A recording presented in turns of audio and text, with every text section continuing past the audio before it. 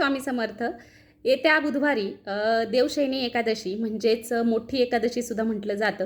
ती एकादशी येते आणि सध्या सगळ्याच माणसांना भरपूर सारे प्रॉब्लेम ते म्हणजे लग्न जमत नाही आहे, घरात छान पॉझिटिव्ह वाटत नाही आहे, खूप सारा पैसा असून आरोग्याच्या समस्या आहेत, त्यानंतर आरोग्य व्यवस्थित असेल तर पैसा पुरत नाही आहे, पैसा येण्याच्या जागा नाही आहेत, खूप खूप खूप सारे असंख्य प्रॉब्लेम्स आहेत. पण सगळ्या प्रॉब्लेम्सवर आज मी तुम्हाला एक सोल्युशन सांगणार आहे.